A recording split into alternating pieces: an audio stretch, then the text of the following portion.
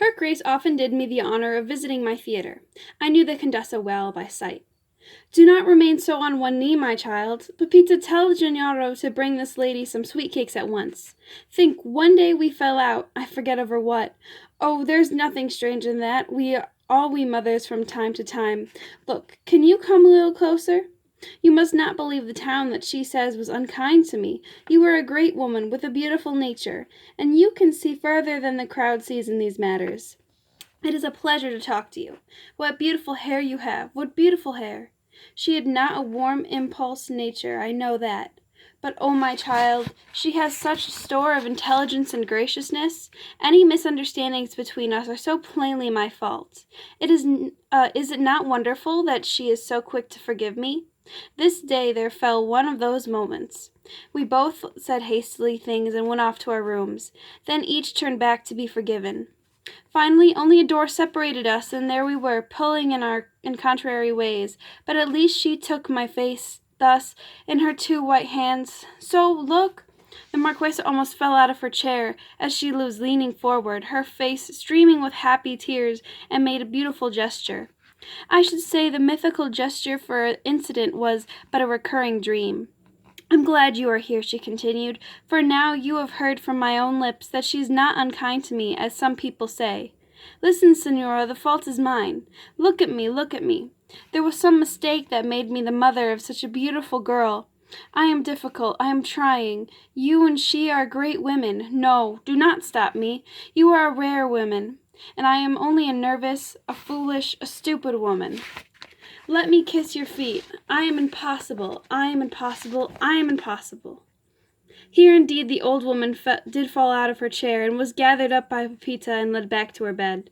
The Percoli walked home in consternation, and sat for a long time gazing into her eyes into the mirror, her palms pressed against her cheeks. But the person who saw most of the difficult hours of the Marquesa was her little companion Pepita. Pepita was an orphan, and had been brought up by that strange genius of Lima, the Abbess Madre Maria de Pilar. The only occasion upon which the two great women of Peru, as the perspective of history was to reveal them, met the face to face was on the day when Donna Maria called upon the directress of the convent of the Santa Maria Rosa de las Rosas to ask if she might borrow some bright girl from the orphanage to be her companion. The abbess gazed hard at the grotesque woman. Even the whitest people in the world are not perfectly wise, and Madre Maria de Pilar, who was able to divine the poor human heart behind the masks of folly and defiance, had always refused to concede one to the Marquesa de Montemayor. She asked with a great many questions, and then paused to think. She wanted to give Pepita the worldly experience of living in the palace. She also wanted to bend the old woman to her own interests, and she was filled with a sombre indignation. For she knew she was gazing at one of the richest women in Peru, and at the blindness.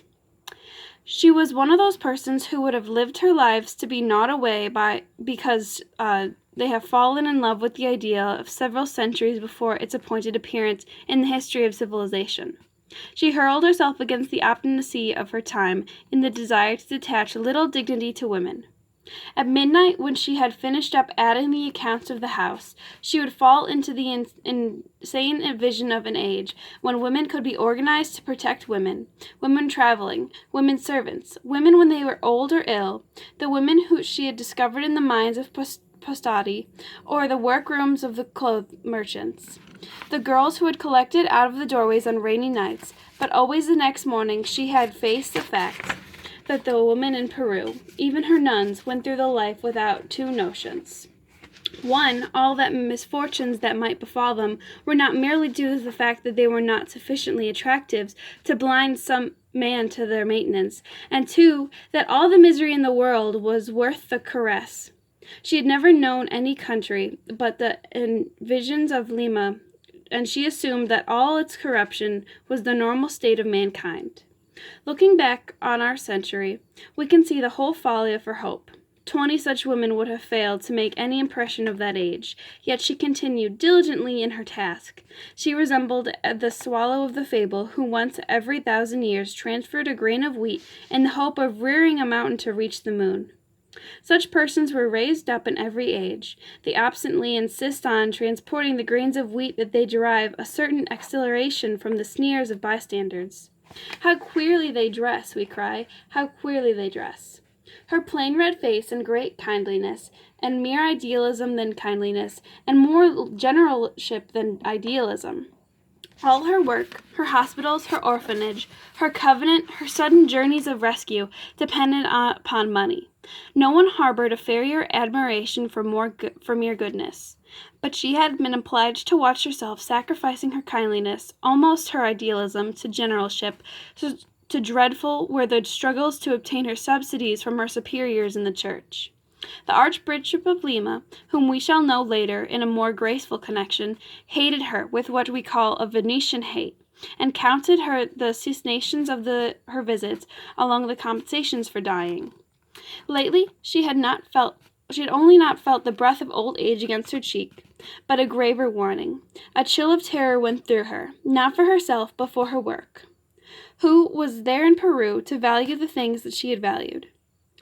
And one rising day at dawn, she had made a rapid journey through her hospital and convent and orphanage, looking for a soul she might train to be her successor. She hurried from empty face to empty face, occasionally pausing more from hope than conviction. In the country yard she came upon a company of girls at work over the linen. Her eyes fell once upon a girl of 12, who was directing the others, as though at the same time recounting them with a great dynamic fire of less probable miracles in the life of St. Rose Lima. So it was in that research that ended with Pepita. The education for greatness is difficult enough at any time, but amid the sensibilities and jealousness of a convent, it must be conducted with a fantastic indirection. Pepita was assigned to the most disliked task in the house, but she came to understand all aspects of its admiration. She accompanied the abbess on her journeys, even though it was in the capacity of a custodian of the eggs and vegetables. And everywhere by surprise, hours would open up in which the directress suddenly appeared and talked to her at great length, not only on religious experience, but on how to manage women and how to plan contagious wards and how to beg for money. It was a step in his education for greatness that led Pepita's arriving one day and entering upon the crazy duties of being Don Maria's companion. For the first 2 years she merely came for the occasional afternoons, but finally she came to the palace to live. She'd never been taught to expect happiness and inconveniences. Not to say that the terrors of her new position did not seem excessively for a girl of 14. She did not suspect that the abbess, even there, was hovering above the house, herself estimating the stresses and watching for the moment a burden harms and not strengthens. A few of Pepita's trials were physical. For example, the servants of the house took advantage of Don Maria's indisposition. They opened up the bedrooms to the palace to the relatives. They stole freely. Alone Pepita stood out against them, and suffered a persecution of small discomforts and practical jokes. Her mind, similarly, had its distresses. When she accompanied Don Maria on her errands in the city, the older woman would be seized with the desire to dash into a church. For what she had lost of religion and faith she had replaced with religion as magic. "Stay here in the sunlight, my dear child. I shall not be long," she would say. Don Maria would then forget herself in a revere before the altar and leave the church by another door. Pepita had been brought up by Madre Maria di Pilar to an almost morbid obedience, and when after many hours she ventured into the church and made sure her mistress was no longer there, she returned to the street corner and waited while the shadows fell gradually across the square. Thus, waiting in a public, she suffered all the tortures of a little girl's self-consciousness. She still wore the uniform of the orphanage, which a minute's thoughtfulness on the part of Don Maria could have altered. She has suffered the hallucinations wherein men seemed to be staring at her and whispering. Nor were these hallucinations. No less her heart suffered, for on some days Don Maria would suddenly become aware of her, and would talk cordially and humorously, would let it appear for a few hours, all the exquisite sensibility of the letters. Then, on the morrow, she would withdraw herself again, and while never harsh, would become in person and unseeing. The beginnings of hope and affection that Pepita would such need to expend would be wounded. She tiptoed about the palace, silent, bewildered, clinging only to her sense of duty and to her loyalty to her mother-in-the-law, Madre Maria di Pilar, who had sent her there. Finally, a new fact appeared, and that was to have considerable effects on the lives of both the Marquesa and her companion. "My dear mother," wrote the Contessa, "the weather has been almost exhausting, and the fact that the orchard and gardens are in bloom only makes it more trying. I could endure the flowers if only they had no perfume. I shall therefore ask for your permission to write you at less length than usual. If Vincenzo returns before this post leaves, he will be delighted to finish out the leaf and supply you with those tiresome details about myself which you seem to enjoy so.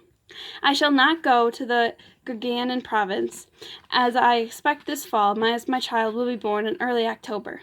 What child? The Marquesa leaned against the wall. Don Clara had foreseen the exhausting inopportunities that this news would awaken in her mother, and had sought to mitigate them by the casualness of her announcement.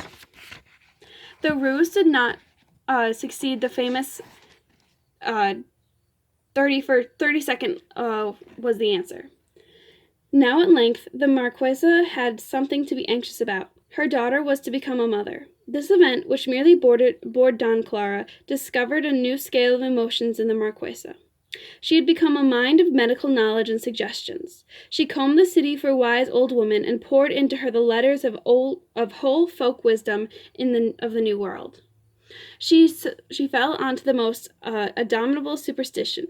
She practiced a degrading system of taboos for her child's protection. She refused to allow a knot in the house. Her maids were forbidden to tie up their hair, and she concealed upon her person ridiculous symbols of happy delivery. On the stairs, where the even steps were marked with red chalk, and a maid who accidentally stepped on them was driven from the house with tears and screams. Donna Clara was in the hands of malignant nature, who refused the right to inflict upon her children the most terrifying jests. There was an etiquette of propitiation which generalizations of peasant women had found comforting. So vast army of witnesses surely implied that there was some truth in it. At least it could do them no harm, and perhaps it did them good. But the Marquesa did not only satisfy the rites of paganism, she studied the prescriptions of Christianity as well. She arose in the dark and stumbled through the streets to the earliest masses. She hysterically hugged the altar rails, trying to rend from the gaudy statuettes a sign, only a sign, the ghost of a smile, a furtive nod of the waxen head. Would all be well? Sweet, sweet mother, would all be well? At times, a day's frantic resort to keep such invocations and revulsion would sweep over her. Nature is deaf. God is indifferent. Nothing in a man's power can alter the course of law. Then on some street corner she would stop, dizzying with despair, leaning against a wall would long be taken a world that had no plan in it. But soon a belief in the great, perhaps, would surge up, and from the depths of her nature she would fairly run home to renew the candles above her daughter's bed. At last the time came to satisfy the supreme right of Peruvian households. Looking forward to this event, she made the pilgrimage to the shrine of Santa Maria di Cluxambera. If there resided any efficiency and devotion at all, surely it lay in a visit to this great shrine. The ground had been holy through these three religions. Even before the Incan civilization, distraught human beings had hugged the rocks and lavished them with whips to wring their will from the skies. Thither the Marquesa was carried in her chair, crossing the bridge of San Luis Rey, and ascending upon the hills towards the city of large girdled women, a tranquil town. Slow-moving and slow-smiling, the city of air crystal, cold as the springs that fed its many mountains, a city of bells, soft, musical, and tuned to carry with another the happiest of quarrels. If anything turned out for disappointment in the town, that comes Claberta, the grief of somehow assimilating over the overwhelming imminence of the Andreas, and by the weather of quiet joy that flowed in and out the streets. No sooner did the Marquesa see from the distance the white walls of this town perched on the knees of the highest peaks Then her fingers ceased turning the beads at the busy prayers of her fright, were cut short on her lips. She did not even alight the inn, but leaving Pepita to arrange for their stay, she went on to the church and knelt for a long time, patting her hands softly together. She was listening to the new tide of resignation that was rising within her. Perhaps she would learn in time to permit both her daughter and her gods to govern her own affairs. But she was not annoyed by the whispering of the old women in tattered garments, who sold candles and metal and talked about money from dawn to dark.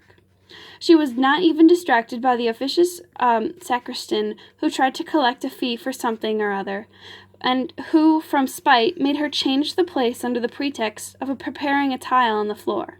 Presently she went out to the sunshine and sat on the steps of her fountain, and watched the little processions of invalids slowly revolving the gardens. She watched 3 hawks plunging about the sky. The children who had been playing by the fountain stared at her for a moment, and went away alarmed. But a llama, a lady with a long neck and a sweet shallow eyes, burdened down by a fur cape too heavy for her, and picked up a way of delicately down an interminable staircase, came over and offered her a velvet cleft nose to stroke. The llama was deeply interested in the men about her, but is even fond that pretending that she too is one of them, and inserting her head into the conversations as though in a moment she would lift her voice and contribute a man to helpful comment. Soon Donna Maria was surrounded by a number of these sisters who seemed on the point of asking her why she clapped her hands so and how much her veiling cost a yard. Donna Maria arranged that any letters arriving from Spain should be brought to her at once by a special messenger. She had traveled slowly from Leiva, and even now, as she sat in the square, a boy from her farm ran up and put her hand into a large pocket wrapped in parchment, and dangling some nuggets of sealing wax. Slowly she undid the wrappings. With the measured of stoic gestures, she read from an affectionate and jocose note from her son-in-law, then her daughter's letter. It was full of wounding remarks, rather brilliantly said, perhaps said for the sheer ferocity of the giving pain neatly. Each of its phrases found its way along the eyes of the Marquesa. Then, carefully wrapped in misunderstandings and forgiveness, it sank into her heart. At last she rose gently dispersed from the sympathetic llama, and with a grave face returned to the shrine. While Donna Maria was passing the late afternoon in the church and in the square, Pepita was left to prepare their lodgings. She showed the porters where to lay down the great wicker hampers, and set about unpacking the altar and brazier, the tapestries, and the portraits of Donna Clara. She descended into the kitchen and gave a cook exact instructions as the preparations of certain porridge, upon which the Marquesa principally subsisted. Then she returned to the rooms and waited. She resolved to write a letter to the abbess. She hung for a long time over the quill, staring into the distance with trembling lip. She saw the face of Madre Maria de Pilar, so red and scrubbed, and the wonderful black eyes. She heard her voice as the close supper, and the orphans sitting with lowered eyes and folded hands.